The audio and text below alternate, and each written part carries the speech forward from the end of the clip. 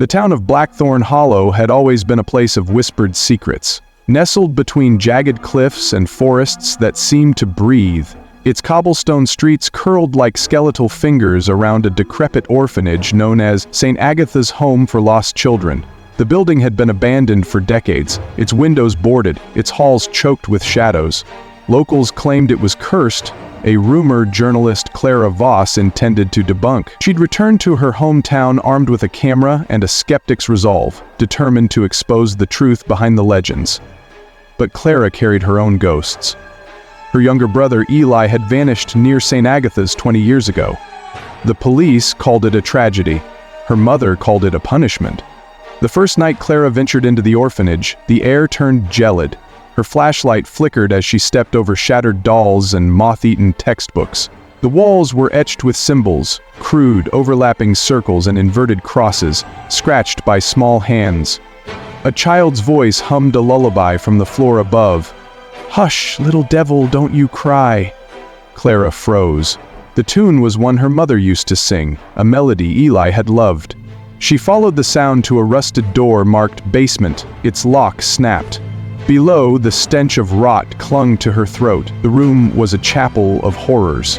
Tiny bones hung from the ceiling on twine, and a rusted crib sat at the center, filled with blackened rose thorns. Polaroids littered the floor, images of children with hollow eyes, their mouths sewn shut. One photo stopped her breath. Eli, age 6, standing beside a woman in a nun's habit. Her face was blurred, as if smeared by smoke. Clara's hands trembled. Her brother had never been inside St. Agatha's. The police had searched everywhere. That night, Clara dreamed of Eli. He stood in a field of ash, his skin cracked like porcelain.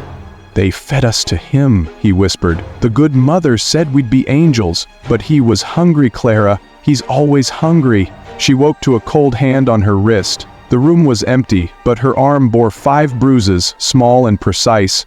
A child's grip. The next morning Clara visited the town archives. Buried in census records was a name, Sister Marianne Voss. Her great-aunt listed as St. Agatha's head mistress from 1890 to 1913. Clara's mother had never mentioned her. A faded newspaper clipping revealed more. Local orphanage shuttered after 37 children vanish. Head mistress commits suicide.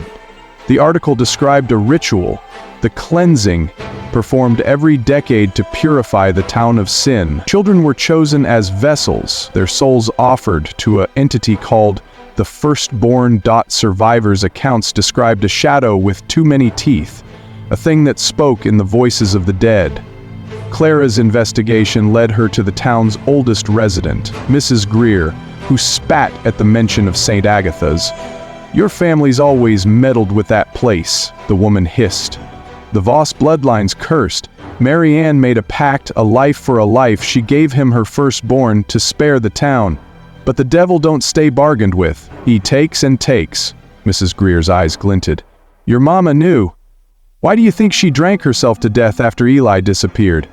Panic clawed at Clara's ribs. She returned to the orphanage armed with her brother's old teddy bear, the one he'd clutched the day he vanished. In the basement she found a hidden door beneath the crib. The tunnel beyond stank of wet earth and copper. It opened into a cavern where the walls pulsed like living flesh. At the center stood an altar, stained brown with age, or blood. Eli's teddy bear lay atop it, pristine, as if placed there yesterday. Voices echoed, children laughing, then screaming. Clara turned. Dozens of spectral figures surrounded her, their mouths sewn shut, eyes leaking black fluid. They pointed to the altar. A shadow coalesced above it, formless yet vast, its presence crushing the air from Clara's lungs. "Sister," it rasped in Eli's voice. "You let them take me. Now it's your turn." The vision shattered when Clara's phone rang. It was her editor, demanding her article. She fled, but the thing followed. That night, her apartment walls oozed blood. The word vessel carved itself into her desk. She found a locket in her coat pocket, a photo of Sister Marianne inside, her face identical to Clara's. Desperate, Clara dug up her mother's grave. The coffin was empty save for a note. "Forgive me. I gave him Eli to save you." Clara's final return to St. Agatha's was a blur. The shadow awaited her in the cavern. It peeled itself from the dark, a grotesque parody of a child. Elongated limbs, a mouth split ear to ear. "The firstborn hungers," it crooned. "Mother promised me a sibling, you'll do." Clara tried to run, but the floor dissolved. She fell into nothingness, the thing's laughter echoing as the world twisted. When she awoke, the town was gone. Blackthorn Hollow had vanished, replaced by an endless field of ash. Eli stood beside her, his teddy bear clutched tight. "He's coming," he said. Behind them, the earth cracked open. Something ancient and ravenous climbed out, wearing Clara's face. Moral? Evil thrives in silence. The secrets we bury never stay dead. They fester, gnawing at the edges of our world until the debt of blood is paid.